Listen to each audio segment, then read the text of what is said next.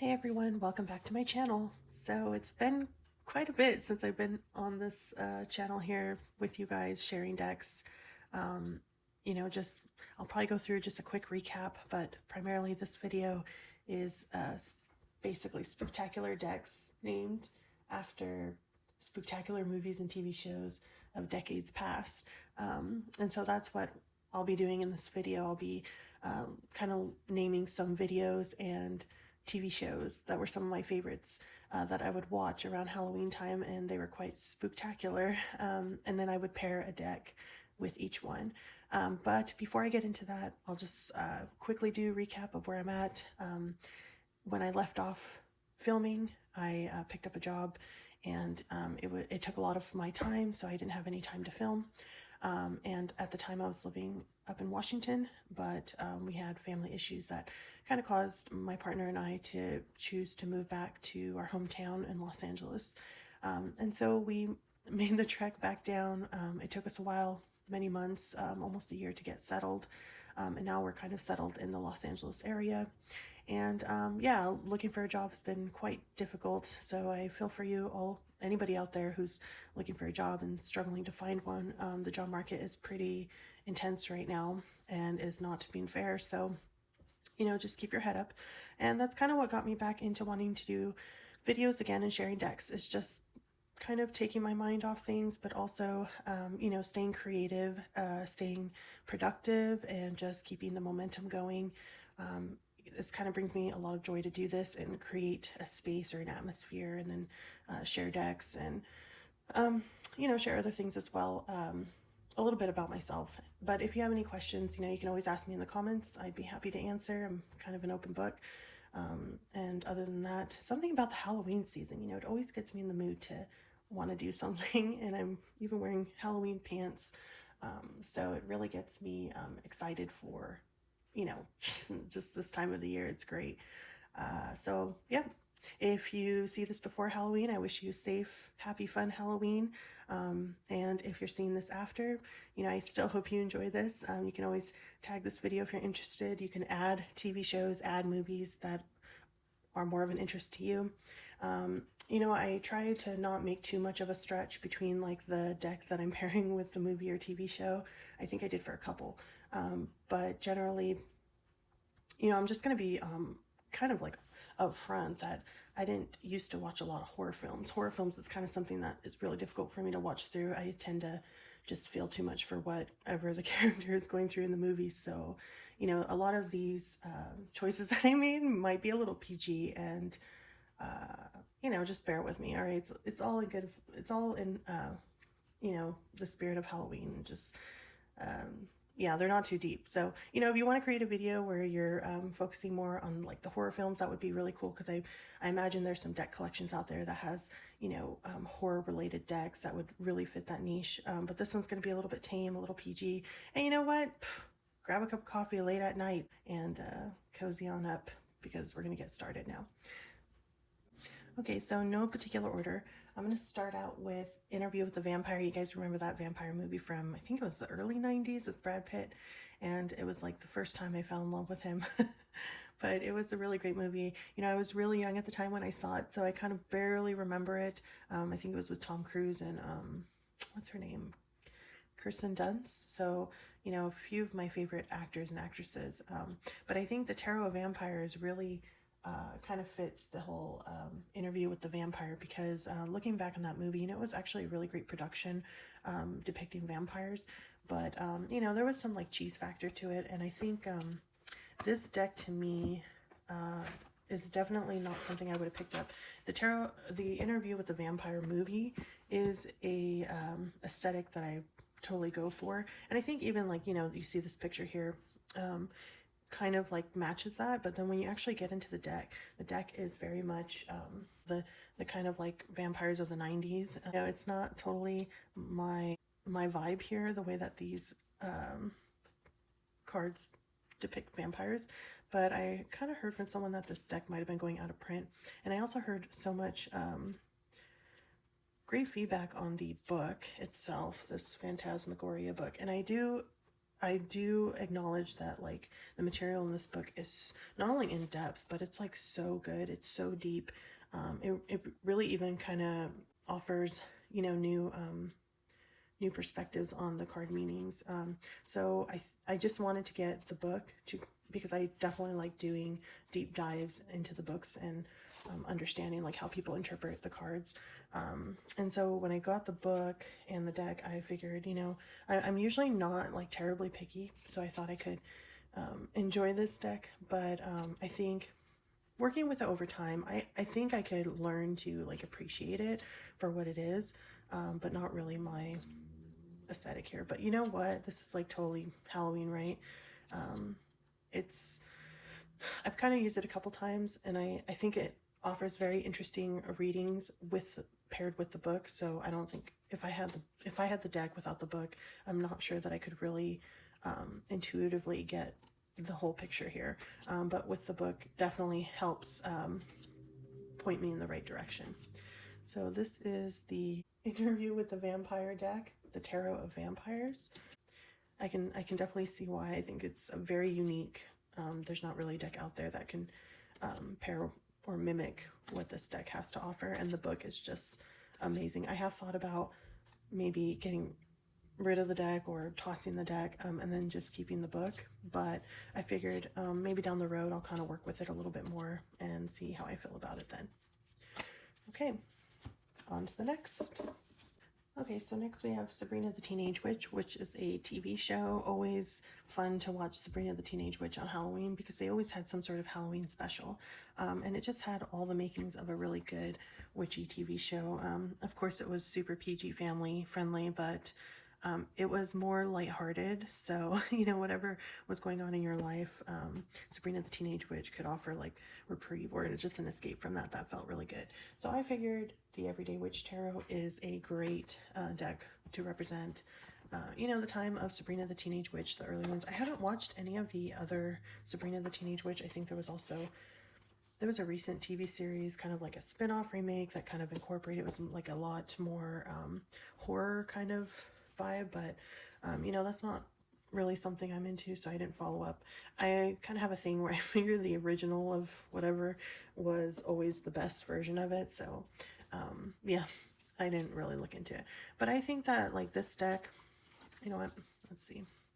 I think this deck really kind of embodies that witchy spirit, you know, that when we're teens, we kind of want to explore and discover and even, you know, want to be one. And Sabrina the Teenage Witch made that very relatable to teens in that era. And so I feel like this deck in itself is also very relatable.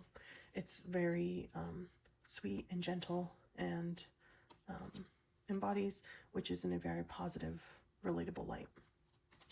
And, you know, it can be perceived that this deck is a little, I mean, not very deep, I guess. The art's kind of more storybook art for, maybe coloring book art for young people, but I think that's what's so cool about it. Kind of makes it goes its own way.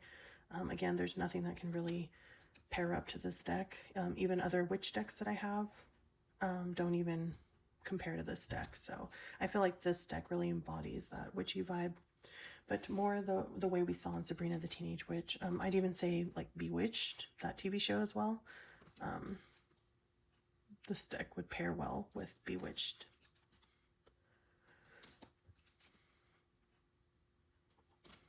It's a spooktacular deck to use if you're watching Sabrina the Teenage Witch this Halloween. I don't know what you'll be watching this Halloween. Let me know, but I'm thinking I might watch a few movies from back in the day that I don't really remember. Okay, so let's move on to the next one. Okay, so next we have the good old classic Hocus Pocus. How could we forget that movie? And to pair with that is the Trick-or-Treat Tarot. I know what you're saying because there's already like a Hocus Pocus tarot deck out there, which I do not have. And I've considered getting, but I think it may be a pip deck. And if it is a pip deck, you know, it's kind of not enough for me to want to grab it. But I feel like this deck instead would kind of fit that Hocus Pocus vibe. And you might be asking like, huh? How does this deck fit that vibe? It's just got all these characters in it. You know, they're all dressed up. And I feel like this deck embodies the night of Halloween. When the Sanders sisters, they're already alive and trolling the neighborhood. And, you know, the characters in the movie are trying to like run to their parents at that one party that they were at, trying to like warn them and get help, but they were completely had a spell on them, right? I put a spell on you is the actual song, and so they were unable to help the teens that were trying to get help. And so like here's a picture of the Sanderson sisters from Hocus Pocus. So anyways, I feel like this is Halloween night. You know, this is that night we make plans or we don't make plans, and we usually don't know how the evening is going to go. And if you happen to roam around, go to some parties, or even just go up and down some neighborhoods, you know, you might come across some very interesting characters, very interesting people. As you can see, this this looks like the house that is in Practical Magic. Although, you know, those aren't the witches on the roof, but there's a scene where they're on the roof, and then we kind of saw the reminiscent of the Addams Family. And so 101 Dalmatians here. So I don't know, this deck is the deck to use on Halloween night. You know, this is going to be the deck. And so this to me embodies that fun, lighthearted, yet spooktacular vibe of Hocus Pocus. Here's Elvira. Did dress like her one year. I mentioned that in another video. Yeah. Super cool. I had a costume like that too. I mean, it's just, I love this deck so much. It's just too fun. It makes me want to be fun. And that's what Hocus Pocus does too. Like if I try to make it a tradition that every year I see Hocus Pocus around Halloween time, and that's just really to drive home the spirit of Halloween. It's the movie that's going to get you into the spirit. All right, that's Trick or Treat Tarot and reminiscent of the movie Hocus Pocus. Everybody's favorite. I don't know if I've ever met someone who didn't like that movie. Okay, next we have the movie Edward Scissorhands, another favorite, I'm sure, and I chose the Phantom Wise Tarot. I was a little bit on the fence on using this for a different movie. Maybe you can guess what movie that might be. But I felt like Edward Scissorhands really embodies the thing about the Phantom Wise Tarot is that it's kind of based on like a circus, and they're trying to combine circus with Alice in Wonderland, but in a dark sense. But it really doesn't come across that way. I mean, it comes across completely approachable and not too like fantasy, because the characters in it are drawn in a way that makes them not intimidating at all. You know, they just look like everyday people. So I think Edward Scissorhands, the movie, was about this character who was just very unusual and had scissors for hands, but he managed to win the town over when he was able to cut women's hair. However, some people still didn't like him and kind of chased him out of the town. And for a movie that features a character who's so out of this world, it's still very relatable, like down-to-earth, realistic movie. There's nothing like super fantasy about it. It also kind of it crosses time, generations, because Edward Scissorhands falls in love with Winona Ryder's character, and you know, when she's a grandma, she's telling her granddaughter the story of Edward Scissorhands, and so it's just a very warm story, and not horror or gory or anything like that. And this deck is that too. It's dark, it feels swordsy, it feels cold and detached and unusual in some ways, but it's not completely, it's not that distant, you know. It still feels very approachable, I think is a good word. It feels very down to earth, but you know, still got that Edward Scissorhands vibe. Maybe that's another movie I'll try to watch this Halloween. So many movies I miss. Just, yeah. So that's the Phantom Wise Tarot, and I chose that for my Edward Scissorhands movie pick. Definitely a spooktacular deck. All right, so next I have Casper the Friendly Ghost. I ended up watching that movie, I think recently, maybe a year and 2 years ago, I think 2 Halloweens ago. And I remember thinking like, wow, I watched this movie as a kid.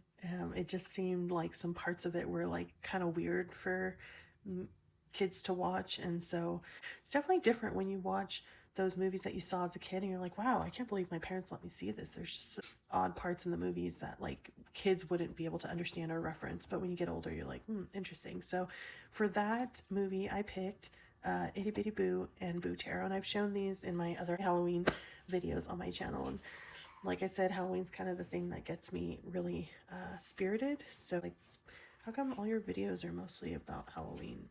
But you know, that's primarily why. But this is the Lenormand, and this is the tarot here. These are the backs.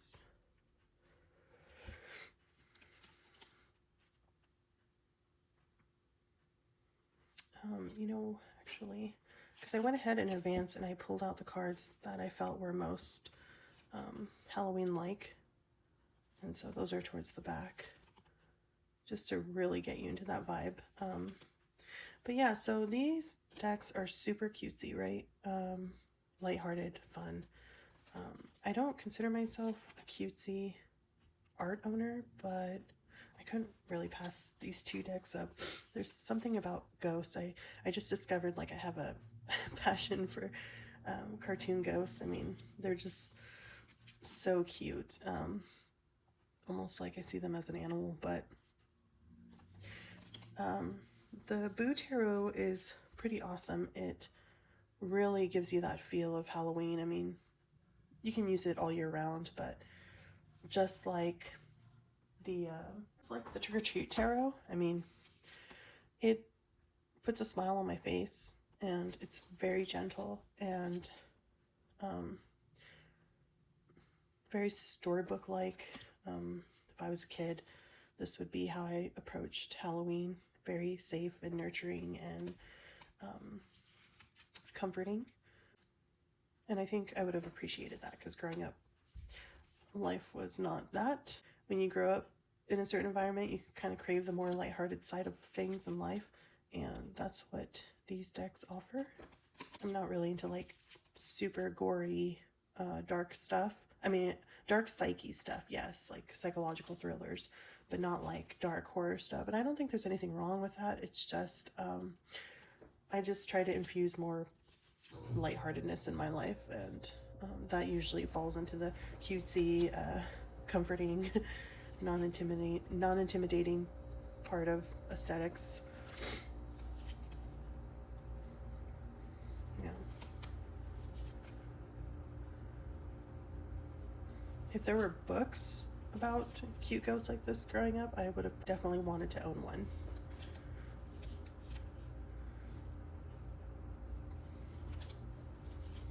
And I'm just hoping that showing these images, you know, makes you feel like you're in the Halloween vibe. And even if you're not doing anything this Halloween and you're homebound, you know, hopefully this colors your world a little bit more with Halloween.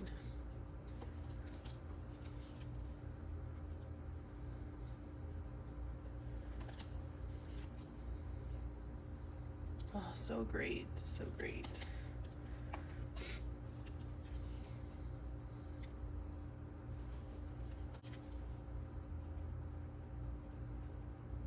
So, yeah, sorry about my setup. It's a little tight. This is my first video in a long time, so I'm just getting situated and settled again. But over time, it should get better. God, isn't this so Casper? This is so Casper. Oh. Almost every card of the Boo Tarot is Halloween, and if I want to keep that feeling all year round, I could use this deck. I definitely love how this Lenormand too is a lot more than just the symbol. You know, it's illustrated still very clearly, but it has a little something extra that you can use if you want.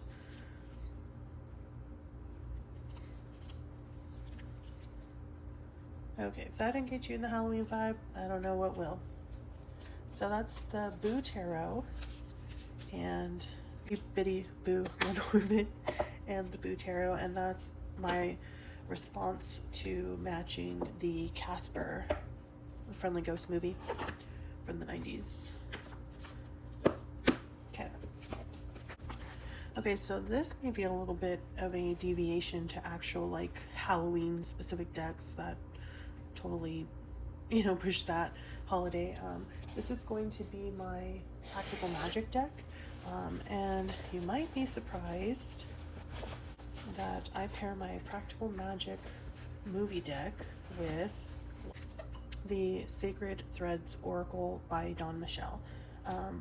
I'm a subscriber to her channel, and I love her channel for the variety of information that she provides, and she's just always a pleasure to watch. So I did pick up her Sacred Threads Oracle in this smaller version. I think she has a larger version, which I would have liked to have gotten, but the smaller version is great too because I could just fit it in my purse. And I also got the guidebook and journal by Dawn Michelle. So I think just by what I see on her videos, she might be happy that I'm pairing the Practical Magic movie with her deck, but I'm going to show you why, because as I was looking through my collection for a deck that really embodies that movie, you know, I think this deck definitely embodies that. I think it's because Practical Magic is about two girls, Nicole Kidman and Sandra Bullock, two of my favorite actresses, who are witches, and they kind of grow up in this small town on the, I think it's supposed to be the East Coast, but I think it was actually filmed somewhere in Washington. They grow up as witches, and like, you know, the town doesn't really like them and their two aunts, and they live in this big beautiful white house that everybody envies and has this beautiful kitchen full of tinctures and plants and potion making tools, and it's just a magical house. And the two girls live there with their two aunts. Of course, one girl's a little bit more rebellious as she grows up, and she kind of gets caught up with this guy. Yeah, it's just a really cool movie, and I think the reason why this deck really embodies that is because it's got this very like dark, magical, yet nature witch, I think, that cottagecore vibe. I don't know how to describe it, but I think if you watch the movie Practical Magic and you're going through this deck and pulling cards, I think this deck would resonate with that movie very, very like well. This deck has like a 90s vibe, and I think that's maybe because Dawn Michelle, you know, she's a little bit, she might be above my generation. If I'm millennial, she might be Gen Xer, but it's not like 90s in a dated way. It's just 90s in like this aesthetic resonates so much with, you know, the music of that era and kind of all these movies that came out that really embodied that dark witchy vibe. Movies like Practical Magic, movies like The Craft. So I feel like this deck is definitely that, and I love using it. It's a really great oracle.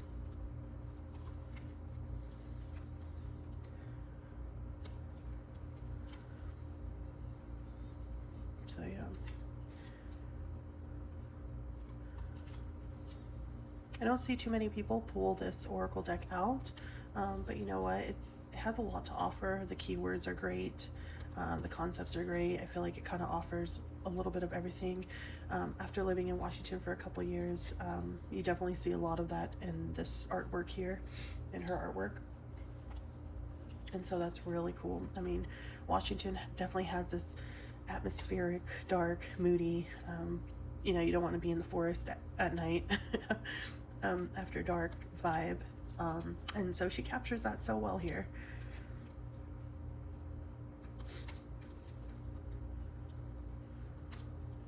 So you can definitely tell this was a passion project for sure.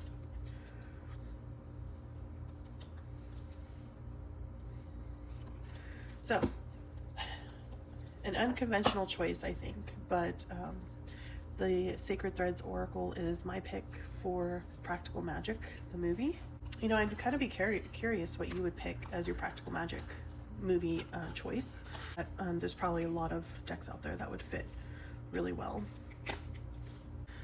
Okay, don't come at me because I still have Edgar Allan Poe Tarot. You know, in my first declutter video when I was trying to get rid of decks, this was one of the decks that was on the chopping block, but I've ended up keeping it just because I really like the artistic value of it. And, you know, it's just very quirky and kind of off the cuff. and using it sometimes is just a little bit, what's the word? Just kind of throws you. But the Edgar Allan Poe is my Spooktacular tarot deck for Sleepy Hollow, the movie Sleepy Hollow. You know, that movie with the Headless Horseman, you know, chopping everybody's heads and just kind of riding around in the darkest of foggiest of scenes.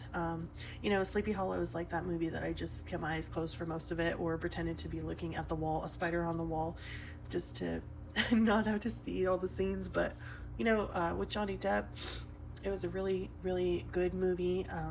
And I feel like the Edgar Allan Poe tarot definitely embodies that dark, sinister vibe of Sleepy Hollow. And also like the time period, you know, a time when people were wearing top hats.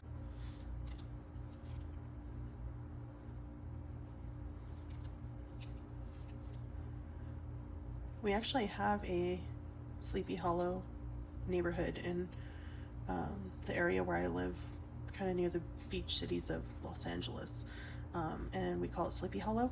During the Christmas season, it's lit up with lights and people walk through, and you know, it's definitely a family attraction. But it actually has many names, just Sleepy Hollow is one of them. So this deck, the blues in it is just so appealing to me, and just the, I wouldn't say it's quirky, but it's, you know, it's twisted, it's moody, it's moody. It's a really moody deck. The characters in it are moody. It has a lot of intensity. It definitely reminds me of the Mystical Dream Tarot. It's just got a darker vibe.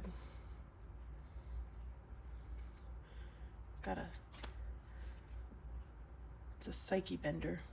That's what the Mystical Dream Tarot is to me, and that's kind of what Edgar Allan Poe is.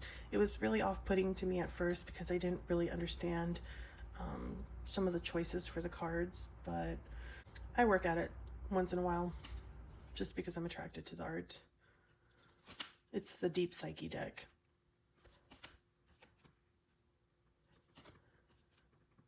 And also my pick for the Spooktacular movie Sleepy Hollow.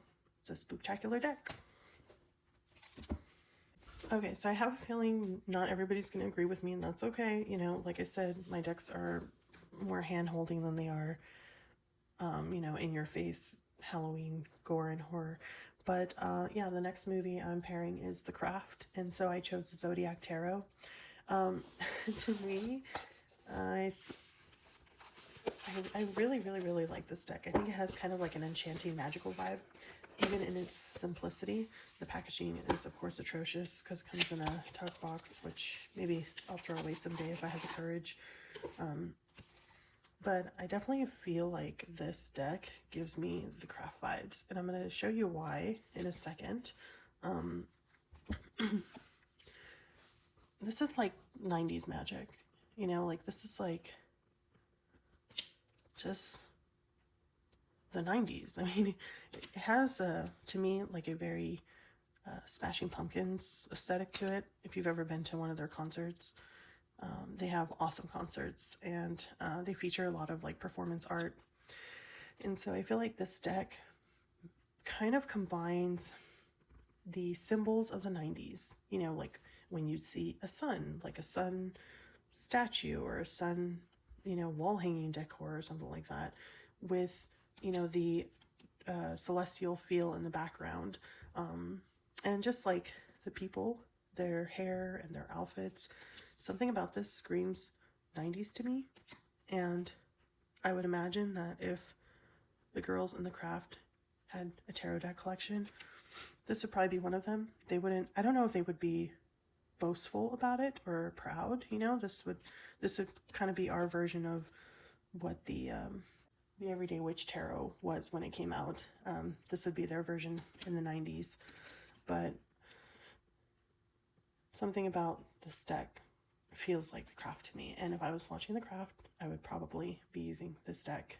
And even the scary parts of The Craft, and you're like, what scary parts? No parts of that movie was scary. Hey, there's scary parts, all right? Remember all the snakes? Well, there's snakes in this deck too, but they're not scary. So I feel like this deck would soften that movie and like the themes of that movie. You remember that feeling when you get through the end scene where God, I'm not good with names, I'm gonna forget, but where the two characters are fighting with each other, you know, the kind of evil friend and the good witch friend. So they're like fighting at the end, and there's all these psychological mind bending, I don't want to curse, but mind bending scenes there. I feel like this deck would have helped to ease that, but the feeling of once you got to the next day and God, I forgot her name. What's her name ends up in like a hospital, and she's like tied down and kind of like experiencing insanity. And the good witch girl, she's just kind of like in her power, and she's at peace with herself and her abilities and her world that she's living in. And I think that was filmed in Los Angeles, by the way. But so that good feeling the next day, that's what this deck is. This deck is that good feeling. Like all the bad, all the evil has passed, and now it's back to just good feeling magic. This feels Smashing Pumpkins to me for sure.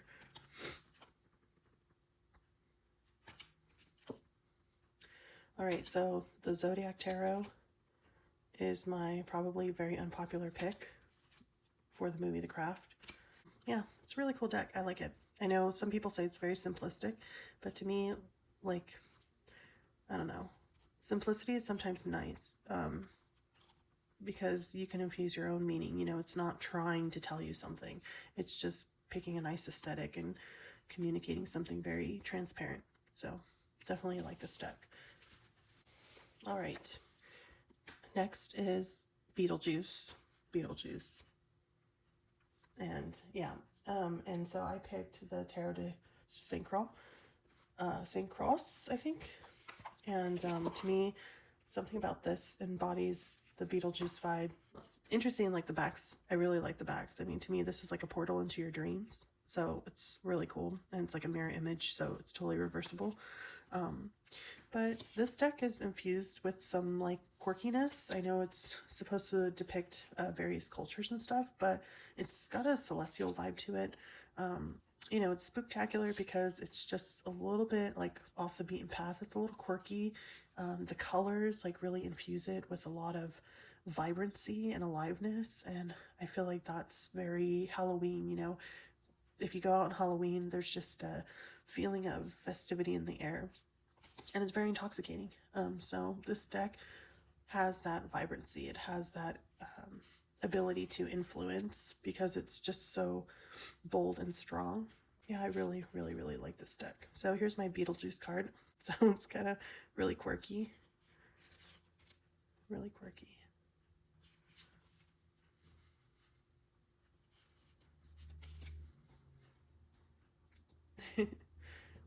Tea readings. I've been actually getting into tea lately. I always hated tea, but now I love hot tea. I just love hot water with a flavor and some honey. And so, yeah, I'm really into tea lately. All right, so this is my Beetlejuice pick. I mean, there aren't too many pictures that really embody the spirit of Halloween. It's still a very spooktacular deck. You know, remember Halloween's when you might have played some board game with your friends? Or Ouija board, I don't know. But yeah, I mean, not too many like Halloween related themes here, but I think it's the oranges. You know, it's quite obvious that that's the Halloween color. But it's also just its quirkiness, its celestial vibe, and even though it's kind of like bright and bold, it does have a very like deep nature to it. All right, moving on. So this is my Matilda deck.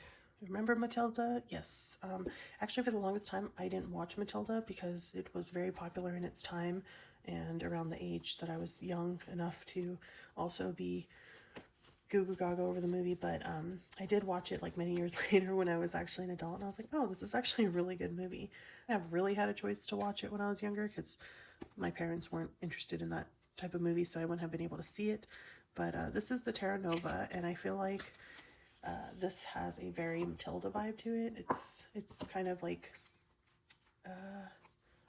Matilda to me is a little spunky, so it's definitely like spunky. It was my first deck when I was 15, and so it's got that childlike quality to it. It's also really clever in how it communicates the cards and the card meanings. So yeah, and for being a like this guy's head's floating, you know, there's nothing gory about it. It's completely approachable for any age. The cards are super cute, compact. It's just got this like very whimsical, magical vibe to it. Even the backs feel very Matilda-like. And I imagine she would have a deck like this. It's very spectacular because it's kind of one of those decks that you can carry around with you while you're trick-or-treating. Not that I do that anymore at my age, but I would when I was younger. If you care to share, please put your favorite costume in the comments. What was your favorite costume growing up that you wore? Or what was the costume that you wish you would have been able to wear? Because sometimes my mom would make our costumes, or we'd kind of source costumes from the thrift store and then create something out of it. So, you know, we had a creative childhood, very resourceful and creative childhood. And I feel like that's kind of what Matilda's all about, right?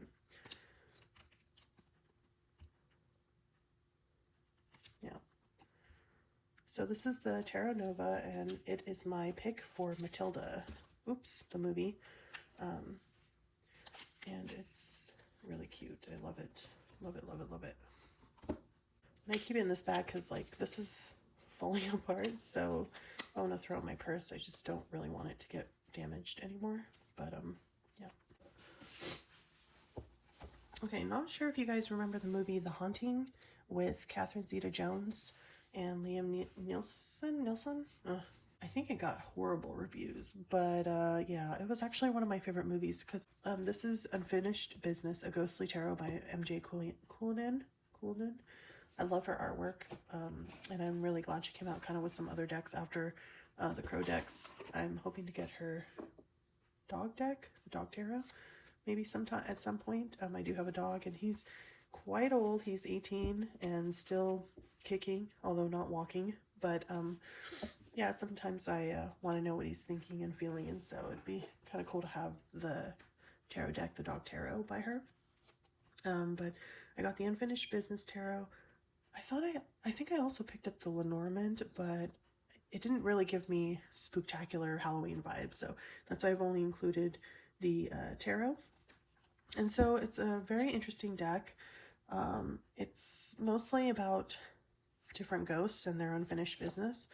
And it's kind of the haunting, because if you remember that movie, a bunch of people ended up going to this haunted mansion to do a sleep study because they were all insomniacs. And Liam Neeson, oh God, can't say his last name, but Neeson? Oh well.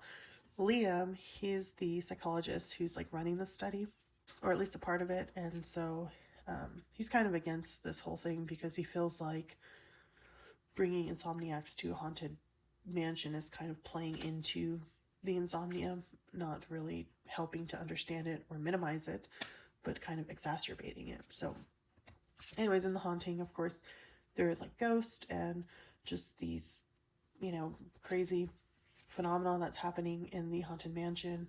And I thought the movie was really like approachable and kind of like a fun scary-ish movie. Not meant to be taken too seriously, but just like this deck, I mean, this deck is not intended to scare you. It's intended for you to understand the ghost and the background and the story of the ghost. And there's nothing really too scary about these ghosts. If anything, they're just kind of interesting. Like, you want to know where they come from.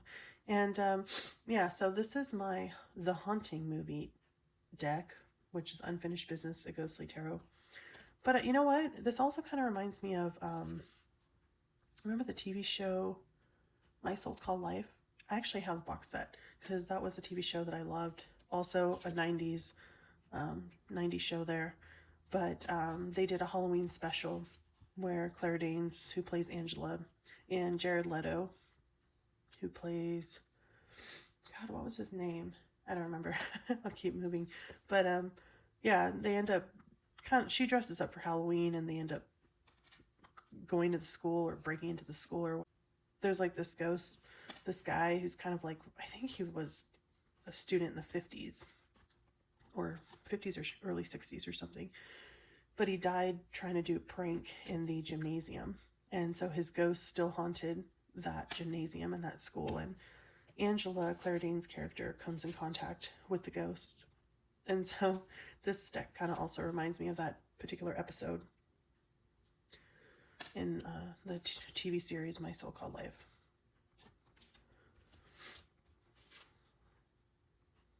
So yeah, again, Unfinished Business, a ghostly tarot, and this is my pick for the movie The Haunting. Definitely not a movie with high ratings at all, so don't watch it and then blame me if you didn't like it, but I liked it, so whatever. Maybe that will be the movie that I watch this year. Again, look at this, Three of Swords. Like, it's really hard to come by a Three of Swords that just, I don't know, embodies something else. And you see, like, maybe I should read it, but it looks like a heart or a kidney of sorts. Interesting. Let me check this out because I'm curious. I actually got this deck when I was moving from Washington to California, and so I didn't have a lot of time to sit with it. When Marta was an infant, a woman whom she later learned was her aunt left her on the steps of an orphanage. The absence of any documentation about her parents shrouded Marta's origins in mystery. The only clue to her birthplace, though tenuous, was a small grocery box that had contained the newborn. As she grew up, Marta drifted through various foster homes, always feeling like an outsider. Despite her best efforts, she could never form a lasting bond with any family. The feeling of isolation within a house full of people constantly reminded her of her solitary place in the world. However, as she matured, Marta discovered her inner strengths. Moving beyond the foster system, she found a sense of belonging with a close-knit circle of friends who became her chosen family. Life, however, presented a severe challenge. Sorry, I sneezed. When Marta fell gravely ill and needed a kidney transplant to survive. Her rare AB blood type meant that none of her friends could be donor candidates. While on the transplant waitlist, Marta knew finding a match would take time. Driven by necessity, she delved into her past, armed with only the name of a small grocery store half a state away, in search of a relative. One day, while filling her tank at the only gas station in town, Marta noticed a woman across the street. Something about her looked strikingly familiar. Marta watched as the woman entered the corner market, feeling an inexplicable connection to her past. It seemed as though invisible strings were pulling them together. Marta hurried across the street and into the store. The woman, about 15 years older and dressed elegantly, exuded affluence, evident from her jewelry. The cashier greeted her with respect, indicating her prominence in the town. Upon seeing Marta, the woman's gracious demeanor vanished, replaced by contempt. In the woman's unfeeling gaze, Marta saw reflections of her own eyes. She had found her birth mother. Outside the store, Marta approached the woman, desperate to ask a few questions. The woman curtly told Marta to leave her alone. Overwhelmed by her dire situation and hoping for maternal compassion, Marta blurted out her need for a kidney. The woman replied coldly, "I can't help you. I was promised that after the adoption. I'd never have to see you or relive that pain again. My life was supposed to start anew, so no, I don't know you and I can't help you." Marta's heart sank, not from her physical ailment, but from the crushing weight of years of unspoken resentment and hatred. She knew she would never see her birth mother again. Picking herself up, Marta returned to her car, her spirit bruised but unbroken. As she started the engine, the fuel gauge pointed to full. She emerged onto the interstate feeling a growing sense of strength and resilience. Although she hadn't found a new kidney, the journey had given her something equally important, clarity and a definitive break from a past that had long ensnared her in uncertainties. This newfound freedom, born from hardship, invigorated her as she drove home. The general message for the Three of Swords. The Three of Swords brings a message of heartache, sorrow, and emotional pain. This card represents a period of deep sadness or hurt, often stemming from loss, betrayal, or a painful realization. It acknowledges the wounds of the heart and the tears that may flow. While this card may be difficult to face, it serves as a reminder that healing begins with acknowledging your pain. Allow yourself to grieve and process your emotions, for it's through this process that you can start to mend the broken pieces. The Three of Swords also encourages seeking support from friends, loved ones, or a therapist to help you navigate this challenging time. Remember, while the pain is real, it is not permanent, and with time and self-compassion, you can emerge from this period stronger and wiser. So I think that's my ghost story for this Halloween. I just shared that entire thing, but kind of interesting to me. And so that's kind of what I meant by, you know, each ghost has like a story that you can glean a message from. And that's why it kind of reminds me of My So-Called Life, that one particular episode for Halloween with the kid who is like a ghost, and he had a story about how he fell and he's now a ghost. So yeah, I think this is a really cool deck. And this is my pick for the movie The Haunting. You guys should definitely see it. See the movie. Can't get enough of her artwork. Her artwork is just so stunning. It really draws you in. It's just really, really, really, really atmospheric, provocative. So, moving on to the next one. Nothing says Halloween like the Dark Mansion Tarot. So, I mean, this definitely reminds me of the Haunted Mansion ride at Disneyland, which they don't have a Disneyland in Washington, so if I wanted to go to Disneyland, I'd have to come back anyways, but I used to go a lot. I don't go anymore. But the Dark Mansion Tarot is my pick for the movie Hotel Transylvania, and it's like a cartoon movie, but what makes Hotel Transylvania kind of cool is it's just about this vampire dad and his vampire little girl, and they have this very unique relationship, and he's super protective of her. And then some random human guy comes along and they fall in love, his daughter and the human guy. And wait, no, that was one of the other, now I'm getting confused, but that's, I think, one version of, was that the first movie? I don't remember. I've seen all of them. I think, is there 3? 2? Some of my favorite movies is Hotel Transylvania, and it's second movie, third movie, I don't remember. But like Despicable Me, I kind of just watch them all, and I just really love them. So the thing with Hotel Transylvania is there's definitely weird characters, a lot of weird, interesting events, and you know, it's just kooky, kind of like this house. It's just very kooky, and the people who are only allowed to stay at the hotel are non-humans. So you can be a zombie, you can be a vampire, you can be Frankenstein, you can be Bigfoot. It doesn't matter. It's a place for those beings to be able to gather and feel safe and comfortable in their space and celebrate life together. And of course, Adam Sandler, he plays the vampire dad, and yeah, I just love his little phrase, blah, blah, blah, blah, blah.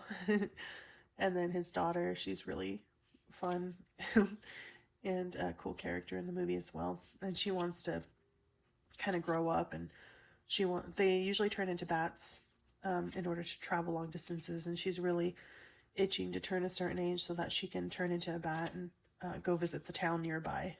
But generally they stay away from the town because the history was the town always chased them with pitchforks. So this deck gives that vibe, that just kind of like you're in this hotel with all these interesting characters, and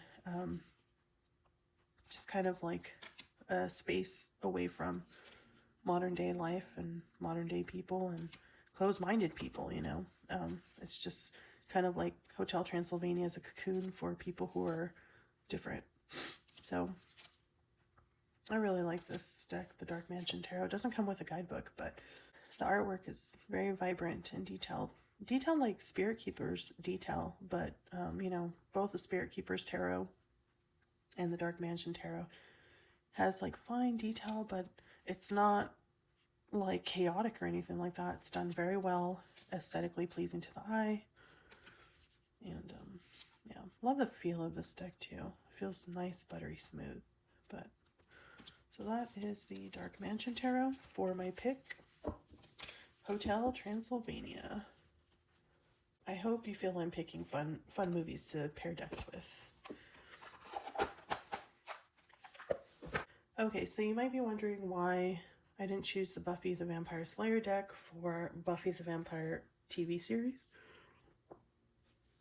And that's because I have never watched the whole series. I have never really gone into it. I've watched episodes here and there. but I haven't watched it like from start to finish or anything. And I wouldn't even really call myself like a Buffy fan. Something about this deck I really like. I love the pairing of the purples and the reds, and it really speaks to that Buffy vibe, vampire vibe.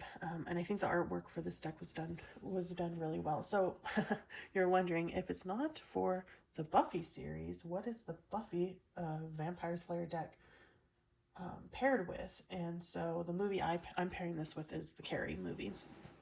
So Carrie, that, yes, it's definitely a more violent movie, more of a horror type movie, but you know, it's a little bit on the cheesy side, so I give it a pass. But that movie I remember watching was very impactful. What's cool about the Buffy the Vampire Slayer deck is that it was actually filmed at my Torrance High School. So Torrance High School in Torrance, which is a suburb beach city of Los Angeles. A lot of the scenes in the high school is of that school, so it's a throwback. And if you walk around at night near the high school and the neighborhoods, you do get kind of like that spooky, eerie vibe. There's a really nice park that you can walk through, and when it's dark, it's eerie. They have these like light posts that you see here in this picture. You can see the high school here in the background, Torrance High School. And of course, palm trees, which, you know, I really hate palm trees, but they're kind of everywhere in Los Angeles. And so Buffy the Vampire Slayer has always had that very magical vibe, you know, of the 90s TV series depicting demons and warlocks and vampires. And, you know, there were some of these characters in the TV show Charmed, if you remember that TV show, also in the 90s. And so it's just a throwback to the 90s.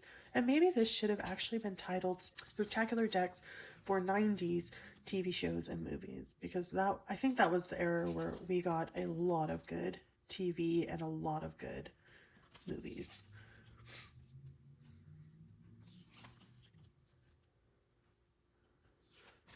So I kind of already know like the whole thing about the deck being kind of out of sync with the guidebook and just mismatch with this particular deck, and I never replaced it with I don't know if they even have a newer printed version of it that's corrected, but I thought first edition, it's kind of a throwback to my hometown, a little reminiscent of the 90s. It's got that great vampire vibe to it. So why not just keep the original? And I've had no problems reading with it. It's still a really good deck to read with.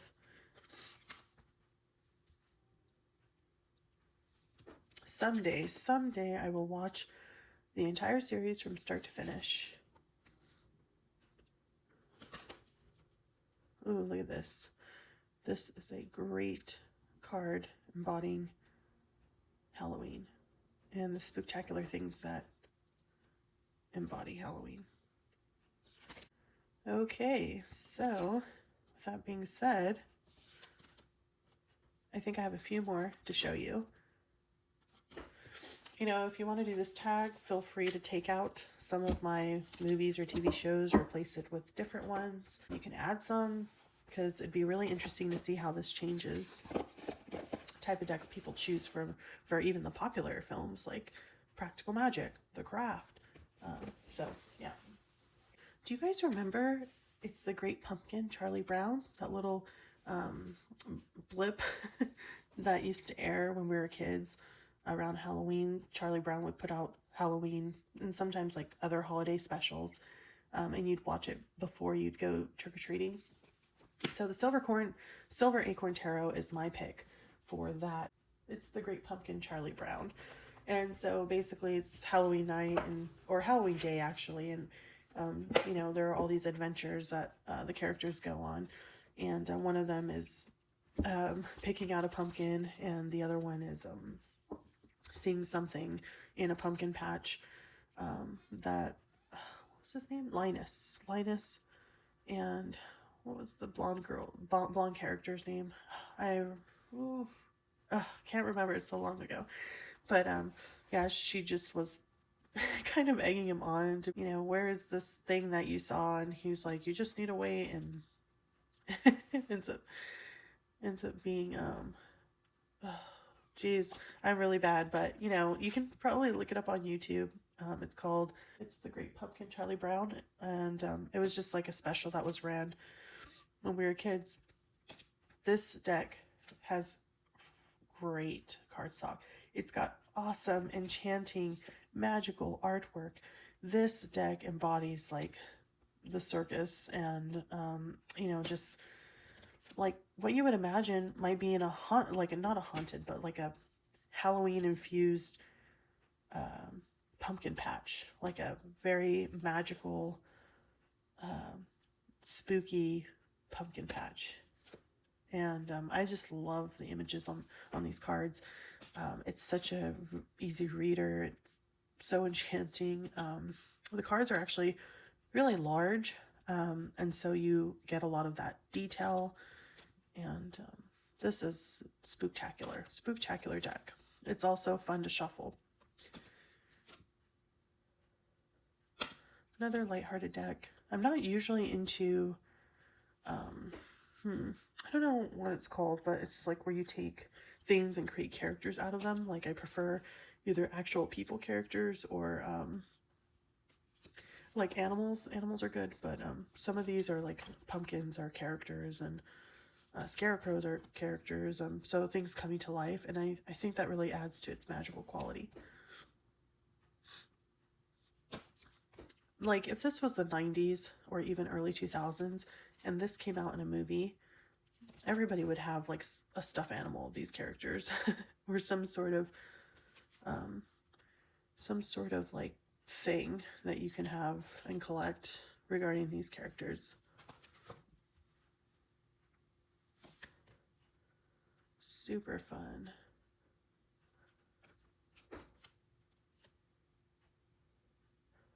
So this is my pick for It's a Great Pumpkin, Charlie Brown. This a really nostalgic cartoon episode that would air, and this deck is gonna age really well. I don't think it'll ever lose its charm or appeal. I think he agrees with me. So fun. I just can't stop. Okay. Moving on.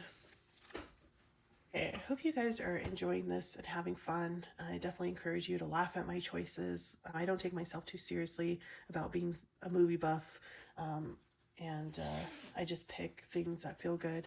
This is going to be my pick for Twilight. And I don't know, you know, most people are like Harry Potter fans. Not very many people are Twilight fans, and for good reason. I mean, a lot of the stuff was very cheesy, cheesy for its time, cheesy for today.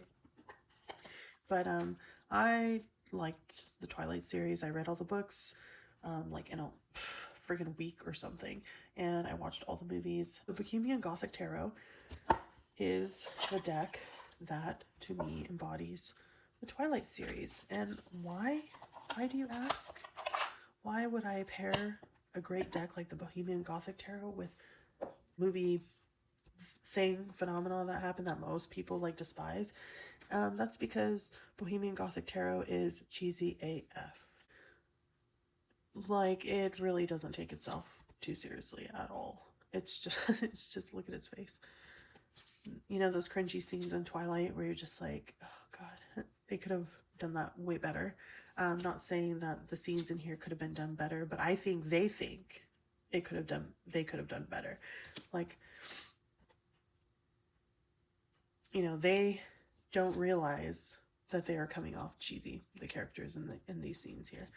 And I don't think the people in Twilight realized that they were coming off cheesy. I kind of take it as like a comedy, really. I mean, it's a comedy, and I think that's what Bohemian Gothic Tarot embodies. It's like a comedy of the darkness, you know, everything that is vampire and dark and sinister, and just like makes fun of it. And that's really cool. I would say the same way that people laugh at like Deviant Moon or what's the other one, Zombie Tarot. I mean, this is my version of that, and Twilight is my version of that as well.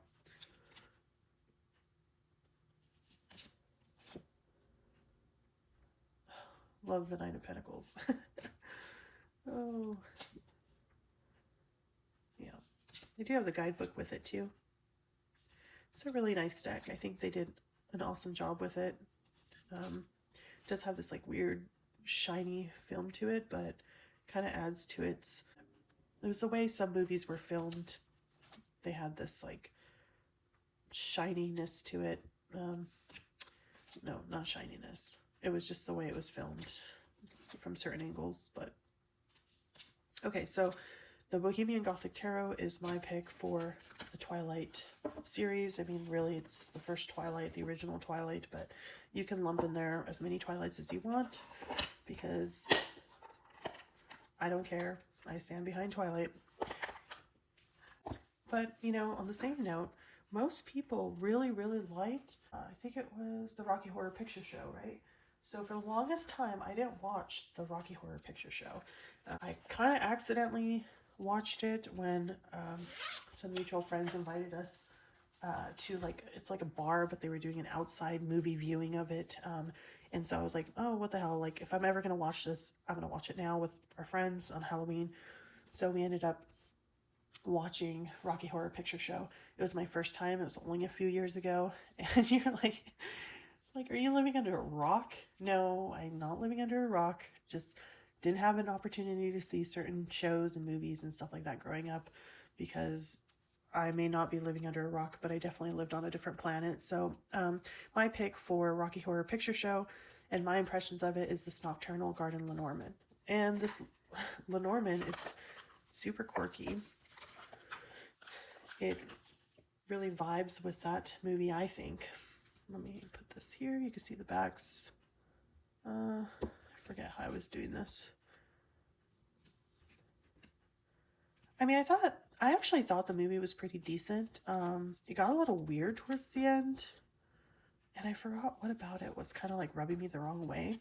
But it was interesting. It was worth watching once, you know, maybe a second time at some point in my life. I might watch it a second time. But I feel like this Lenormand, super enchanting, spooktacular, really embodies that vibe. That's just, I don't know, different. I don't know how to describe it, but, you know, if you've seen the movie, I'm sure you can maybe see what I see in this deck here. The parts of it that are very whimsical, yet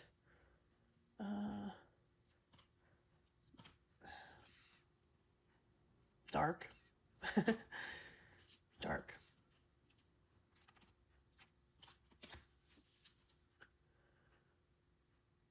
Yeah. Look at that. Look at that. Couldn't sum it up better. This is the garden card. Isn't that so cool? That's so cool. It's so different. The sun card.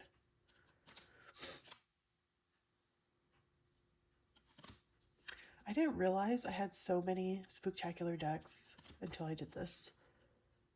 Like, if you would have asked me, do you collect Halloween decks? No, I don't think so. I just have a few that are explicitly Halloween, but actually a lot really fit this, you know, holiday, this vibe, this...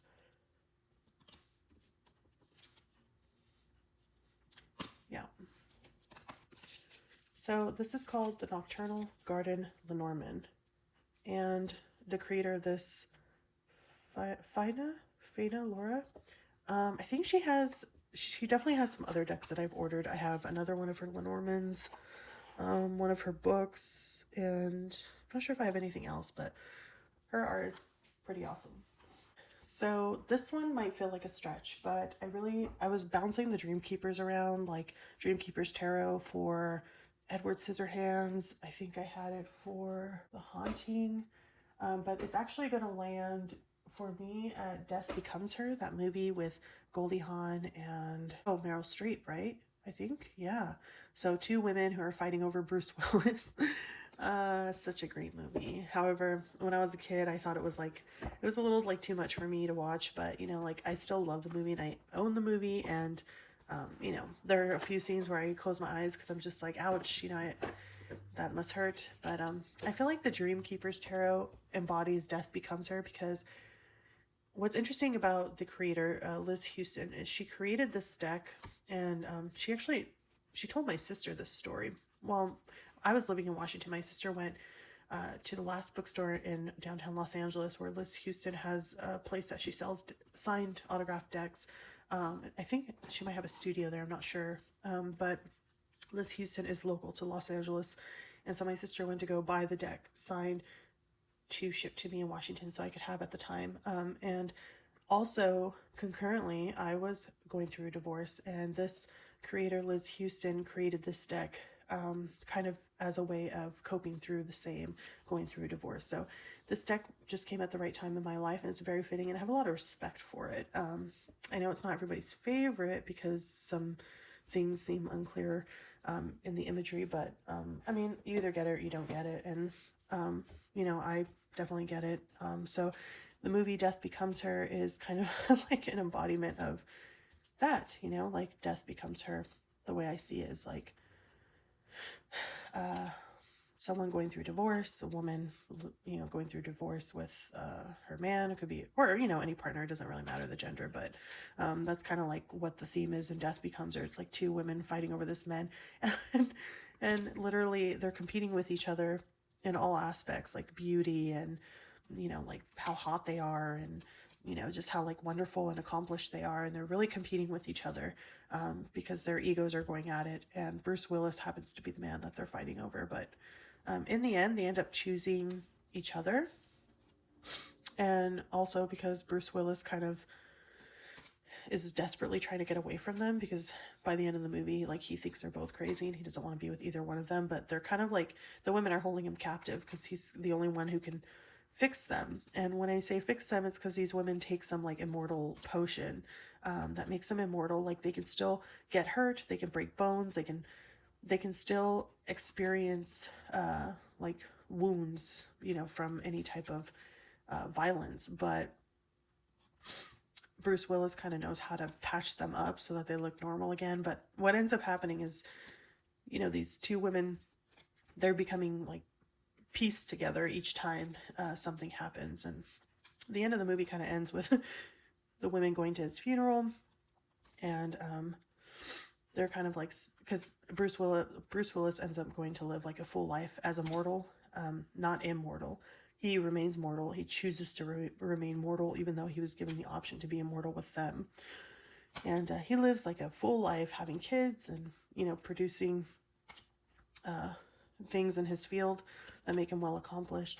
And as this priest is kind of giving us speech or whatever, they start laughing, just laughing, and then they end up leaving, and they slip on a thing, fall down the stairs, and break into a bunch of pieces. And then it's kind of like, oops, like, how are they going to put each other back together again? Because Bruce Willis used to do that. But yeah. So, you know, the scene where, like, I think it's Goldie Hawn gets shot in the stomach and she has like a hole. This is the Fates card. And so this deck, I think, kind of embodies that energy of just getting to a point where you feel like you don't need that person anymore, and you're just gonna like continue living your life without them. But like having that friend or that other person, or, you know, just something in your life that is other, to you know, find peace in and find solace in that. Going through divorce is very much like experiencing the death of a partner, because they're no longer going to be in your life. And so I feel like this deck is charged with that energy. So yeah, it's pretty cool. This is the Dream Keeper's Tarot, and this is my pick for the movie Death Becomes Her. A classic. Love it. All right, so I have 4 more prompts. Yeah, and we're at The Shining, the movie. It was really difficult to find a deck in my collection that embodied Halloween, but also touched on The Shining. I think I could have probably stuck a deck with it that wasn't Halloween, but still was kind of like that mind-bending psychological thriller. But I really wanted to stick to a Halloween feel, and I feel like, you know, the Somnia Tarot is definitely like, you know, Halloween embodying. I mean, maybe because they wear sheets over their head, I don't know. But so actually the one that I had in mind for The Shining is this one. And the reason why this one is, I mean, they're pretty much the same deck and they have the same art, but one is illustrated and one is photographic. The difference to me, though, is that the photographic one is the psychological thriller aspect of The Shining, and the illustrated one is the caricature of The Shining. I don't really know how to put it, but I feel like this is the comedy of The Shining, and this is the psyche of The Shining, or the psychological mind effery that is happening in The Shining. So, if that makes sense. I couldn't decide between the illustrated and the photographic one. I'm a photographer myself. I have a deep appreciation for photographic decks and photographic art. But then also, like, the way they did the illustrated version is just really cool. I mean, it's kind of got that comic book style, but it's still clean. Like, the art and the lines are very clean and still very engaging. Like, I used to find some comic book art a little boring. But the way that they did the illustrated version of the Somnia Tarot, just fantastic. They're both different because I feel like the illustrated is more archetypal and the photographic one is surrealistic. Is that a word? So yeah, but you know, The Shining is a very scary movie. My parents took me to see that movie in the movie theater. I don't know what they were thinking, but I think a lot of children were scarred by that movie.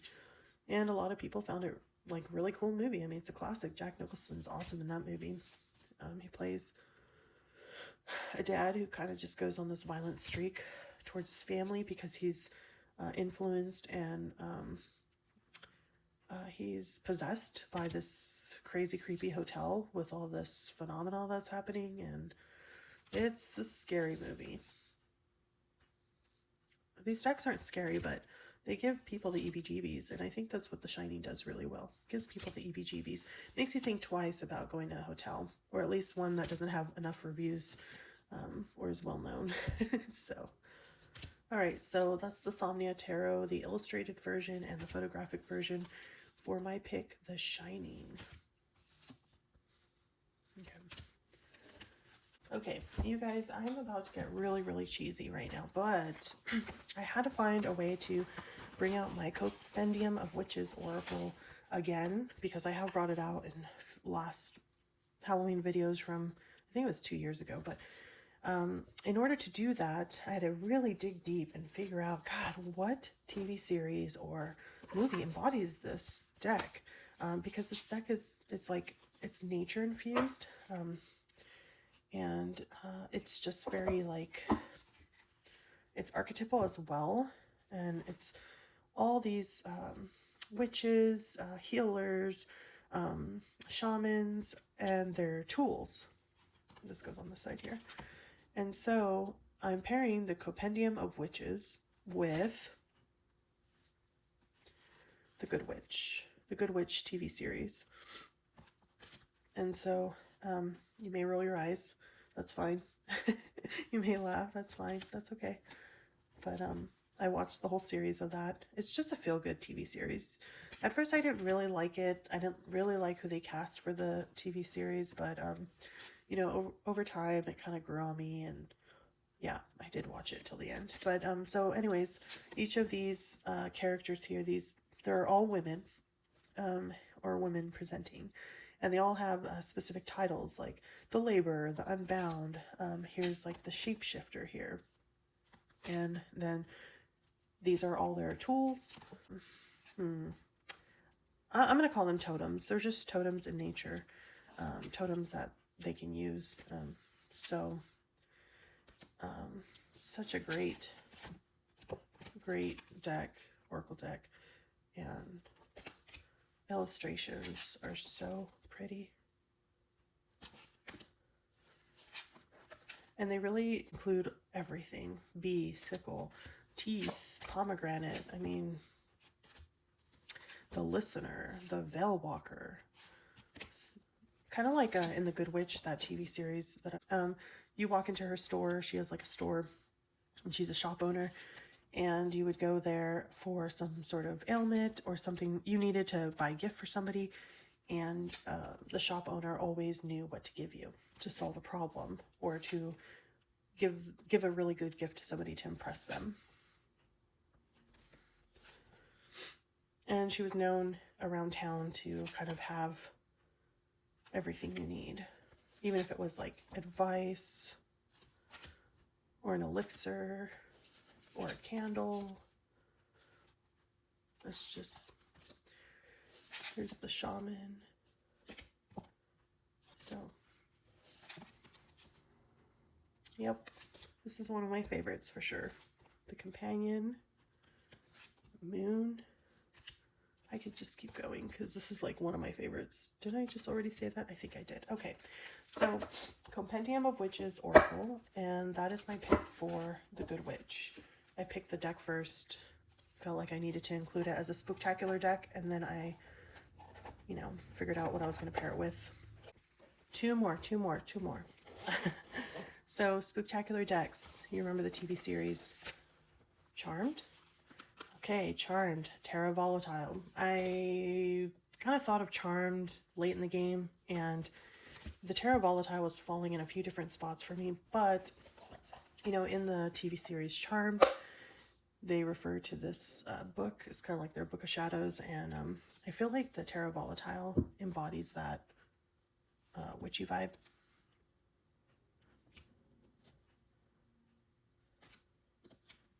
And on that show, they would like fight demons and warlocks or expunge, and they'd have all these things happen to them. And it was three sisters that would come together, three witches, and they would use their magic to fight. So they were like good witches. I'm curious where that was filmed at, if you know. But I also have the large book for the Terra Volatile. And the book is amazing. And I have the expanded copy of this deck. So it comes with extra cards, and then you can like create your own version of the deck. I actually included a lot of the extra cards. And like for certain cards like the High Priestess comes with like 2 different versions, and I included both. So certain cards, if I couldn't pick, I would just include them both because they, to me, kind of embody different versions of that card. So when I approached picking which cards I was going to include in this deck, I just went with whatever I wanted. I didn't try to overthink it or anything. I do that with certain decks if I really, really like the artwork and I want to include a lot of the extra cards, even if that means I have 2 magicians or 2 high priestesses or 2 lovers. It doesn't matter because the way that they're illustrated differently kind of communicate different things.